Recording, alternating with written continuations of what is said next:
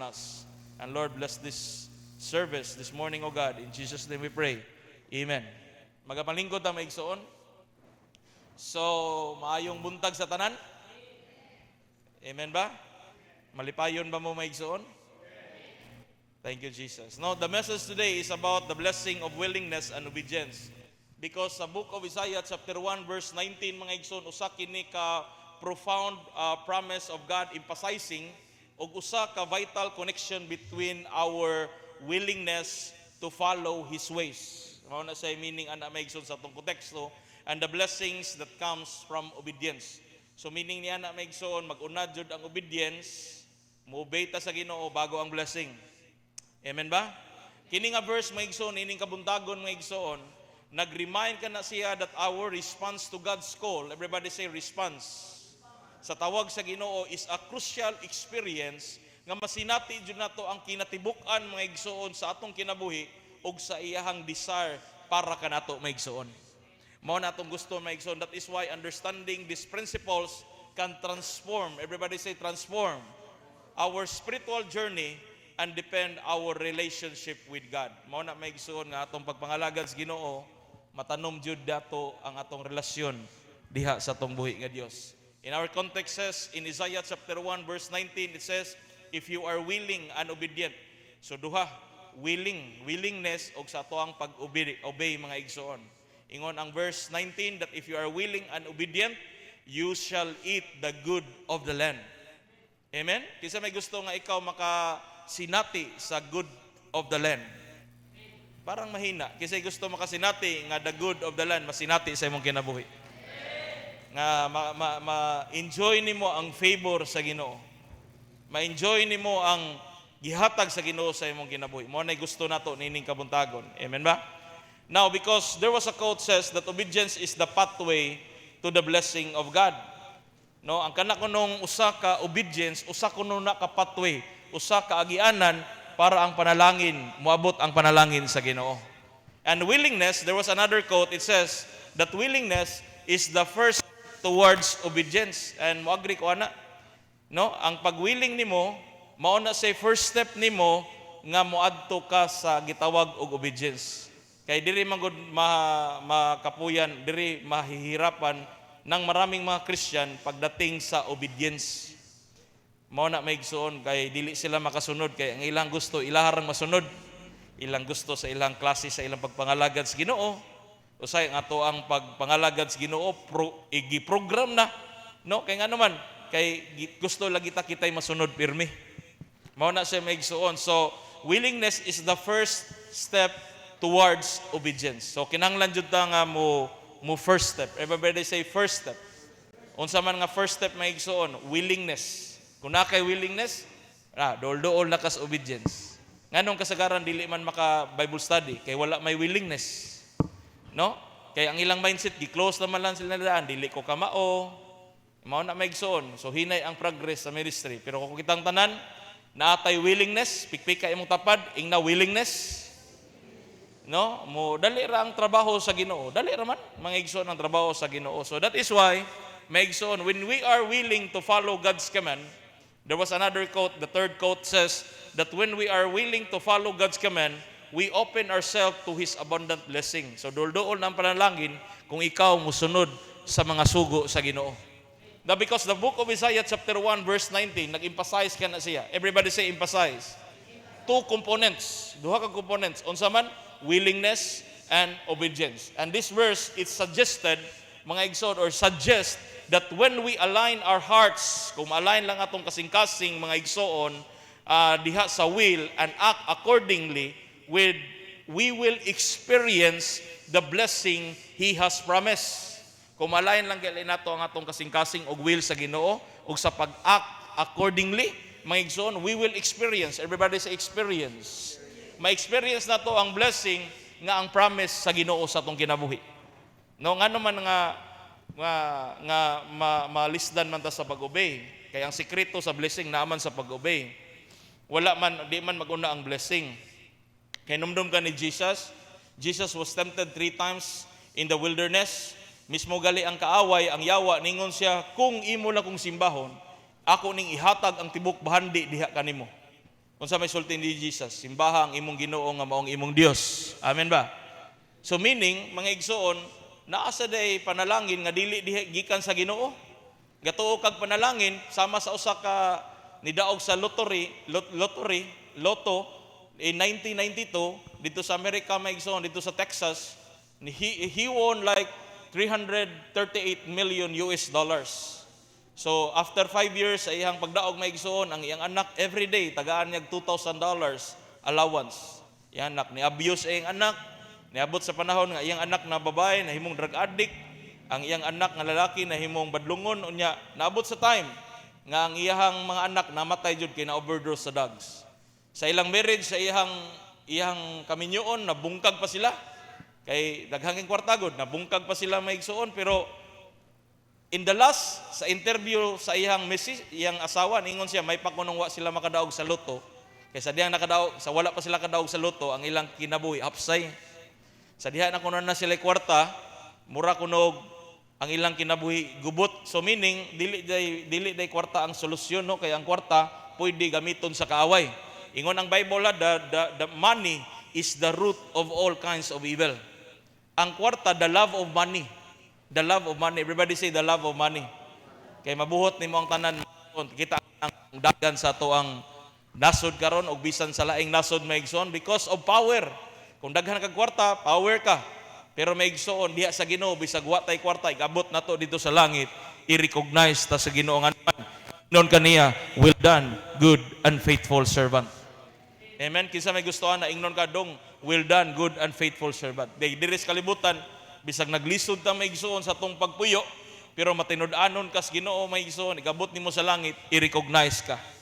Diri sa kalibutan, sikat ka kung daghang kag kwarta, maigsoon. Pero igabot nimo dito sa langit, maigsoon, wa ka mga lagad sa Ginoo, luoy kay ka. Ingon ang Bible, what shall a man profit if he gains the whole world but loses his own soul? Amen. Now in Hebrew word, the word willing in the verse, mga igsoon, gitawag na siyag nadav. Nadav, which means to be willing, to be generous. Or in other words, the word implies a readiness. Kanang word nga gitawag og willing, kanang ready ka. Everybody say ready. Ready ka pirmi, mga igsoon. Readiness and eagerness to respond possibility or positively to God's command. Musunod jud ka unsay isugo sa Ginoo sa imo. Mao na sa meaning ang word nga willing, gitawag na siyag nadav in Hebrew word translation. No? Unsay meaning ana, maigsoon, which means gitawag na siya ready ka kung unsay sulti sa Ginoo sa imuha. Amen ba? And there was another word, gitawag na siya obedient. Kay ingon siya, if you are willing and obedient, sa atong konteksto, ang word willing gitawag nadav. The second word gitawag siya og obedient, gitawag siya shama. Shama means to hear, to listen, to obey. Together, these words convey the idea that the true obedience stems from willing heart. Katura jud ang makastisting ani, katura jud naay kasing-kasing nga tinuod nga mo-obey diha sa atong buhi nga Dios. Now, there was a story, maigsoon, a young athlete training for a major competition. Pareha ni Pacquiao ba? Si Pacquiao, maigsoon, sa dihang wala pa siya masikat nga himo siyang boksingero, he was tried also to knockdown. Na-knockdown siya. Ang naka-knockdown niya, he was a Filipino sad. Diba? Sa iyang fight, maigsoon. So, sa diyang gitrain siya, nakita sa mga coaches nga naa ni potential si Pacquiao, gitrain og maayo. Kisa may gatrain niya. Usa sa mga speed nga nagtrain ni Manny Pacquiao, mao si iyang partner nga mao si Buboy. Mao na si Buboy, partner kiniya. Nag-standby ra sa dito sa Jinsan, gikuha niya og nahimong trainer ni Manny Pacquiao sa kanang gitawag og hands-on or sa speed niya, maigsoon. Pero ang major nga coach niya igtan-aw sa boxing kinsa man, walay lain kung dili si Freddie Roach. Aside ni Freddie Roach, maigsoon, coach ni sila. Aside ni Freddie Roach, naapod siya coach nga sa iyang physical. Unsay kanon niya, maigsoon, sa iyang diet niya, naapod siya coach sa iyang physical, sa iyang strength. Daghan siya mga coaches, pero asa man naminaw si Pacquiao. Maigsoon, naminaw si Pacquiao, wala siyang kagalingon. Naminaw si Pacquiao ngadto sa mga coaches. That is why iya ra pong napo sa iyang kinabuhi, maigsoon, and he become the 8th world champion sa iyang panahon, mga igsoon. Wala pa'y nakahimo nga usa ka usa ka athlete ana nga from pinakagamay nga timbang nga dako. Kay kana man kung magdako imong timbang, maigsoon nga wa ka maanad sa dako, magkahinay ang imuhang endurance. Mausab jud imong duwa, pero sa iya wala mausab. Mas kuyaw ang mga boxer nga gikan sa dako mugamay ilang timbang. Mao na sila maigsoon. But anyway, mo na akong illustration sa inyo nga si Pacquiao naminaw sa iyang coach. But sa wala pa siya masikat sa iyang pagboxing, knockdown siya, maigsoon. And gibaw siya nga ma-end ang iyang career ato nga time, pero tungod sa iyang potential nakita sa mga coaches, gitrain siya, ni-obey siya, tanawa siya karon mga igsoon. Naabot niya ang 8th World Champion Division mga igsoon. Maura po na mga igsoon sa to, there was a young athlete trained for a major competition nga ginstrakan siya sa iyang coaches. Everybody say coaches. Nga mao nimong buhaton, pero naglisod siya og submit sa iyang coach kay gusto niya, ang iyahang gusto mo ay matuman nga training maigsoon. Pero sa dihang iyang gihituman ang iyang kagustong training, kainumdum sa siyang coach regarding sa instruction nga mao ni buhaton, iyang gibuhat maigsoon sa taas nga panahon. Sa dihang iyang gibuhat ang sa taas nga panahon, maigsoon pag-abot sa competition, nakabot jud niya og nakuha jud niya ang gold medal. Ngano man maigsoon, tungod ba siyang kagalingon? No. Ni-willing siya, naminaw sa siyang coach, ni-obey siya, mao nang niabot sa panahon nga siya od nakabot niya ang iyahang ganti mga igsoon. Amen ba? Hallelujah. So inanara po na sa itong pagpangalagad sa Ginoo. Gusto kita nga, Lord, i-bless ko, Lord. Pero ang problema na to, yung tanong is, if you are willing, if ikaw ba'y nag-obey.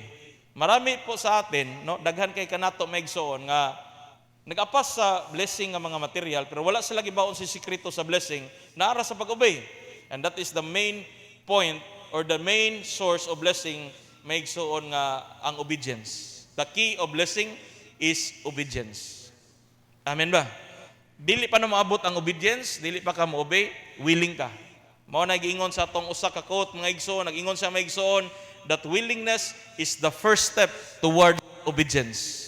And this morning mga igsoon, there are 3 things to discuss about to you about the blessing of willingness and obedience. Tulo lang ka punto nga akong i-share sa inyo. Amen ba? Pwede ba nato pakpakan ng Ginoo mga igsoon? Hallelujah! No? So next Sunday, gitawag Resurrection Sunday. Sa Resurrection Sunday, diha na nato ibatbatanan ang Ginoo, kausara siya namatay. Ang pagtuo sa uban, gabalik-balik, dili. Kung dili kausara namatay si Ginoong Hesus. Amen ba? Pero sa pagbanhaw ni Ginoong Hesus, diha nimo nakita ang iyang gahom mga igsoon. No mo na nga wala nay kaaway nga mubuntog sa tuwa kay Jesus has overcome the death on the cross. Amen. Hallelujah. So that is why my igsoon, the first one is willingness presides obedience. Kung saan na meaning ana my igsoon, the first one to discuss to you this morning is about willingness presides obedience. Because in Psalms 110 verse 3, ingon siya, your people will offer themselves freely on the day of your power in your garments from the womb of the morning, and dew of your youth will be yours. Meaning anak maigsoon, because genuine, everybody say genuine obedience begins with a willing heart. Naadjud tay willing nga kasing-kasing nga mo-obey ta sa Ginoo. Amen ba? When we are open and eager to follow God, kanang eager tang mo follow ta sa Ginoo maigsoon, we create a foundation for true obedience to flourish. Para mo flourish ang atong pag-obey mga igsoon, naatay willingness. Everybody say willingness. Kung wala tayo willingness, daghan kay kag excuse, may igsoon, dili ko kabaw mo suwat, dili ko kabaw mo share, dili ko kabaw mo patapo og tao, wala kay di ka pulos kay nana, walay willingness, dili maglisod kag obey.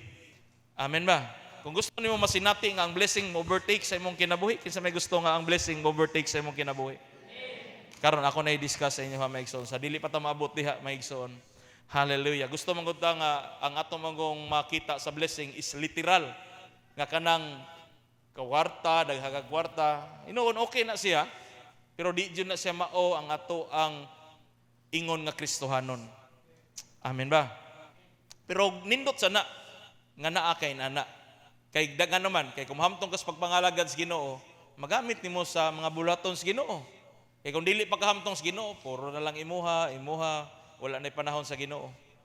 Amen ba? No? Mao na nga kung makat-on ka pag-share sa pulong sa Ginoo, makat-on ka nya, dili na ka maawaw, maka-experience jud ka og mga blessing, mga igsoon sa imong kinabuhi. Ang kalipay, kalinaw, kadasig sa pagpangalagad sa Ginoo, imo na ma-experience mga igsoon. Amen. So the second one is about obedience is expression of love. And that is the second one, mga igsoon. Because obedience is expression of love. In John 14:15, ingon siya, if you love me, kisa may nagtuo nga ikaw na higugmas Ginoo. Amen? Ingon, ang pulong sa Ginoo, if you love me, you will keep my commandments. Klaro kay nang ingon sa pulong sa Ginoo. Daghang kay nga, Lord, I love you, Lord. Pero igabot sa sugo sa Ginoo, dili ka, ay, di lang ko masunod eh. Mayon ka, Lord, nagugma jud ko nimo, Lord. Bisag unsay may tabo, Ginoo. Mga lagad jud ko nimo. Pero sa diyang nahiyahay na, murag nakalimot naman sa Ginoo. Pero sa diyang lisod ba kayo, lodlohod, hilak-hilak, perminti tanang permitting, pero sa diyang hayahay na, murag kalimot naman sa Ginoo. Amen ba? No, ayaw usba may igsoon kay ang source ana nga blessing walay lain kundi ang Ginoo. Hallelujah. Ayaw usab kundi angay pa kang madasig kay ang atong Dios nga giligaran buhi siya mga igsoon. Kanapit ako atong usa ka igsoon diri, di lang ako mention mga igsoon. Ako magunang gikuha gud kanang mo nang nagnaan ni aftercare kay kanang aftercare makatabang kay na sa ato ang ministry. Kanang gis na to ba? Amo man nang on the records. So kanang aftercare na mo nato diri mo na itabang nato if na ay hospital, ana tabang nato didto. So nata igsoon diri nga gitubuhan na. 50-50 na may igsoon. Ang doktor ningon na kisay pastor ani tawgan na didto. Pero sa wala pa ko madto dito naka-fail na ko kanang lahi ba kana bang murag naluoy ko nya kay kini mong bataa bago pang Christian, bago pang gibautismuhan niya dasig sa Ginoo niya matinud-anon kana mo apil jud mga permitting ana ba mapil jud siya ba. Pero ang problema lang ang bana badlungon. Wa patas Ginoo may jong isalvage. Namutas Ginoo gud gugmam gud ipakita na to. Di ba? So what is the mahimo? Mo na nga ang ako siyang giadto na ko didto. Ingon siya wala na kunoy unconscious na siya. Gitubuhan na siya. Kasagaran may tubuhan patay jud na. Patay jud na. Basta tubuhan na ka, goodbye. Pero pag adto na ko didto, nabalik ang iyang panimuot. Nagstorya mi pero di sa kasulti, mo response na siya ko, sister, tuhuy jud nga ayuhon kas Ginoo ha, nya mga lagad kas Ginoo. Okay ba? Magampo ta. Atohang yuon ng Ginoo nga tagaan pagkaglain nga kinabuhi.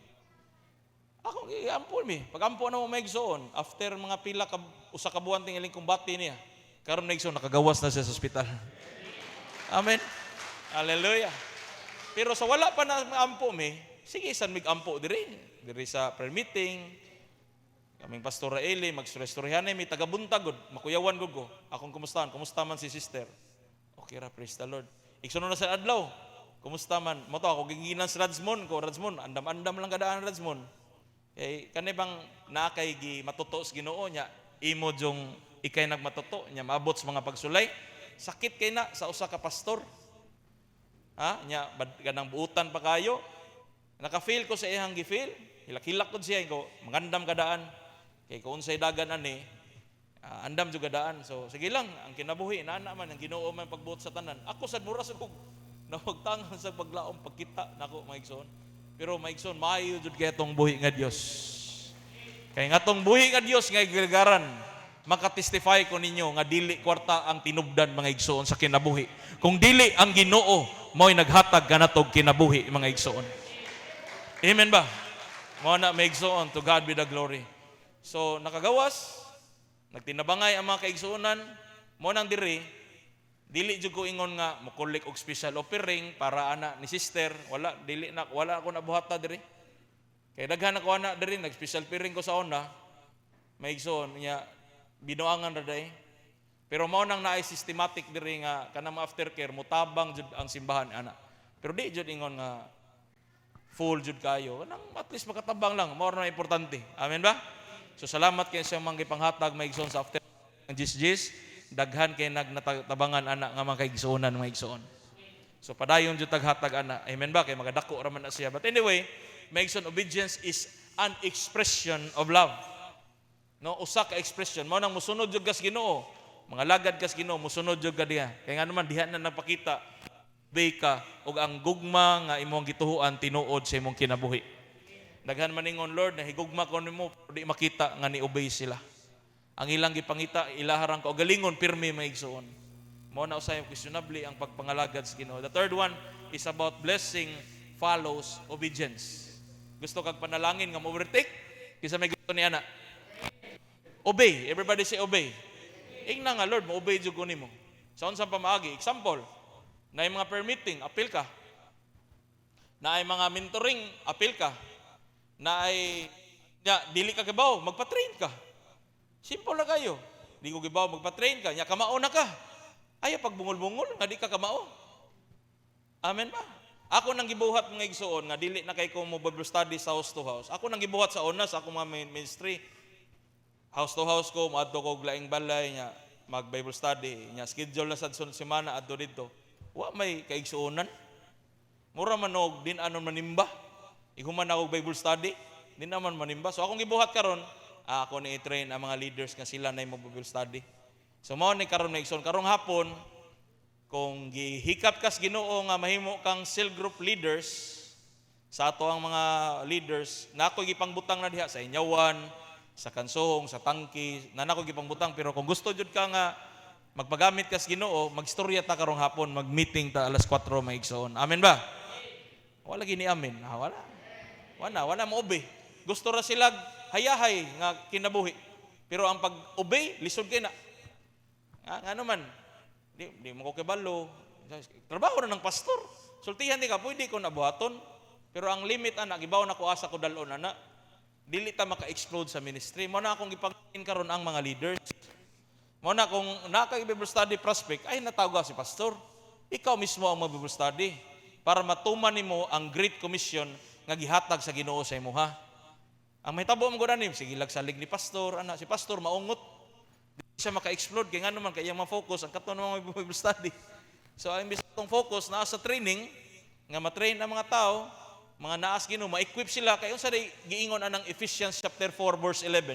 It is he who gave some apostle, prophet, evangelists, teachers and pastors. To unsa may purpose ana? To equip the body of Christ. Para ma-equip kuno ka. So meaning ana, na-equip ba ka? Nganong di makagusto mo wala kay willingness. Amen ba? No? Tanawan na sa 12 in 4:12 para ma-equip ang body ni Christ. Hallelujah.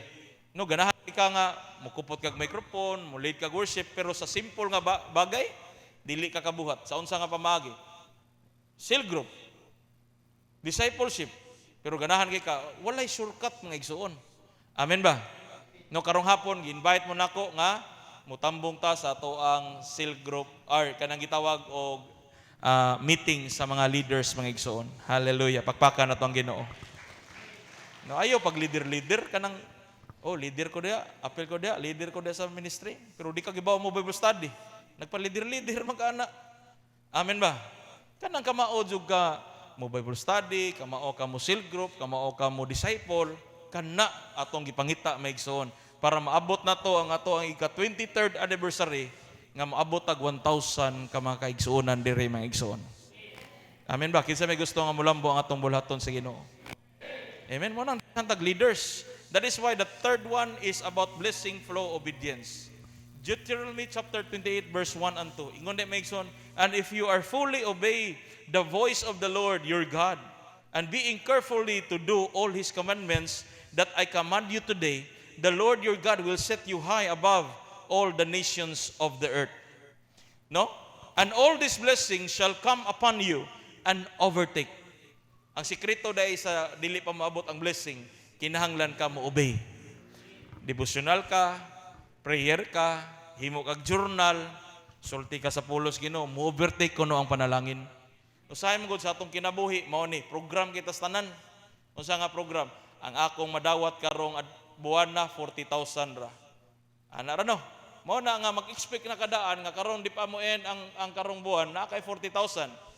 Kaya nga naman imo namang giprogram daan nga maora na imong madawat pero naaday laing panalangin. Pwede day mo burtik ang laing panalangin. Nga na maigsuon ang example mingon ka nga akong sweldo maora jud ni every week, every month makadawat ra kog 30 to 40,000. So maora na imong ma-expect. Maigsuon. Pero kung naa kay pagsalig sa Ginoo kanang 40,000 pwede na sa mahimong times 3 maigsuon. Amen ba? Kinsa may gusto niyo na maka-experience maigsoon? Pakpaka na to ang Ginoo. Ha? Wa kapuy kisanan, sige kag trabaho nya maora na imong sweldo madawat. Tuyok ra imong kinabuhi. Ang sikreto diha, willing ra jud ka nga moobey ka sa Ginoo. Willing jud ka. Moobey jud ka sa Ginoo. Unya sa dihang willing ka moobey ka sa Ginoo, imbis ka na imong expectation karong buwan na, mo times 3 na maigsoon sa watag ibaw sa unsang pamaagi sa Ginoo. Amen ba? Hallelujah. So that is why kisa may gusto ninyo nga ang blessing mo overtake sa inyong kinabuhi. Hallelujah. Because God's promises that obedience leads to blessing. Mo ni promise sa Ginoo, kung obey ka sa Ginoo ang blessing mo follow na. When we respond to His guidance with both willingness and action, we position ourselves to receive the good things He has prepared for us. Naadyoy mga nindot nga mga panalangin nga giandam sa Ginoo sa imong kinabuhi. Amen ba? Wana mo ingon kita mo dasig kita nga kisay nagtuo nga panalangin ka sa Ginoo, nagduduhan na gali ka. Ano ka murag di man tinuod. Amen ba? Kinabuhi sa tao ha gitubag ng sa Ginoo, how much more kanang mga panalangin sa Ginoo mga igsoon? Pakapin ra na. Bisag unsa pa nimo kadagag kwarta may igsoon, sultihan ti ka maabot sa panahon nga wala ka kanang lisod nimo kini di na makatabang imong kwarta. Manawag jud ka sa Ginoo ana. Mao pa lang karon pa lang practice na ka nga moobey ka sa Ginoo para puhon may igsoon nga moabot ta sa himaya sa Ginoo ngayang giandam kanatong tanan. Amen. Hallelujah. Mao na sa may igsoon nga unsaon man nato nga ma-apply ang pulong sa Ginoo sa imong kinabuhi. The first one is to apply our lives. We should cultivate a heart of willingness towards God's command. Naadjud ta, maanad ta ba i-cultivate? Everybody say cultivate. Ma-cultivate ta, and this can involve in regular prayer. Naadjud kay ampo. Ambot lang nag-ampo maigsoon. Studying scripture, not memorize only, but you need to study the scripture. Imo bang mamalandong ka, mag-meditate ka sa scripture and seeking the counsel of mature believers. Usahay maigsoon, kadaghan ko experience ana. Ilang mga plano, kuya kayo tanan. Pero ika problema, ari na musulti na to. Mo ari na pastor, na ako'y problema sa among negosyo. So wala pa sila magsugod, wa jud mangita og unsay maayo. Amen ba? Unsay angay buhaton pero sa dihang nagkabulyaso na ang negosyo, ari na no nato, isulti na mga problema, mga unsay kakulangon, mga problema mo dayang pastor dali mamatay kay puno sa problema ang isulti. Amen ba? Hallelujah. So mangita jud kag mature nga moingon ka ba nga Lord, moingon ka nga example, mo sulti ka nako unsay angay buhaton. Sulti ta. May iso unsay angay buhaton, tagahan kag advice para mulambo ang imong kinabuhi. Kaya walay pastor nga imong kinabuhi ipahamak. Ang gusto sa pastor nga ka sa Ginoo. Amen ba? Hallelujah. Pwede ba nato palakpakan ang Ginoo maigsoon? Ang sikreto tanan, obey ra jud ka. If you are part of the team, ang requirements is devotional, buhata lang na. Bisag kapoy kay tanan. Naka-feel ko kapoy pero kung di ka kapasara na maigsoon, ambot lang. Lisod jud ka sa mga butang nga ihatag sa Ginoo sa imong kinabuhi. Pero kung makapasar ka sa simpleng bagay, maigsoon sa iyo na lang kayo ang next step ana. Mao na nang musaw na lang ka sa mga panalangin diha sa Ginoo. By doing so, in meaning to say that we should also take practical step to obey God's teaching. Mo obey ta sa Ginoo even when it is challenging, bisag lisod kayo, take step jud ta. Amen. By doing so, sa iyang imuning baton maigsoon maka-experience ka og abundant life sa imong kinabuhi and blessing that God promises to those who are willing and obedient. Willing and obedient. Amen ba? Hallelujah. Unsa may kinatibuk-an ani? Ang kinatibuk-an ay maigsoon in Isaiah chapter 1 verse 19. It serves as a powerful reminder. Everybody say reminder. No? Nagpahinumdum ni nato in connection between our willingness, obedience, and the blessing of God. Mo na make connection. Connection dyan siya. Na kay willing, na kay obedient, ang blessing sa Ginoo mo connect ran tanan. Pakpakan na to ang Ginoo maigsoon. By willing, by choosing to be willing and obedient, we open ourselves to the fullness of life that God's desires for us. Naadyo gi-desire ang Ginoo sa imong kinabuhi, maigsoon. Nga i-bless kas Ginoo. Amen? Mao na maigsoon sa laktod nga pagastorya, ato ning i-commit mga igsoon nga maminaw ta to His voice and acting in faith. No? Sa atong pagpangalagad sa Ginoo, maminaw ta trusting His promises in our journey of faith. May we always seek to align our hearts with God's will. Kanang ma-align jud ang will nato sa Ginoo and acting and embracing the abundant life He offers. Ibaw ba ka ingon si Jesus, I have come so that you may have abundant life. Ingon ang John chapter 3 verse 2. Ingon siya, I wish above all things that you may be prosper, may be in health, prosperous. Kinsa may gusto na nga i-prosper kas Ginoo. Amen. Unsay sikreto gali maigsoon? Ang sikreto na obey ra jud ka. Obey ra kas Ginoo nya naanay perfect tanan mga igsoon. Mamarog tang tanan maigsoon atong kantahon maigsoon, hangtod may kinabuhi, hangtod may kusog. Amen. Hallelujah. Kung gihang worship team, no? Praise the Lord. Atong simbahon atong buhi nga Dios, atong daygon atong buhi nga Dios. God is good.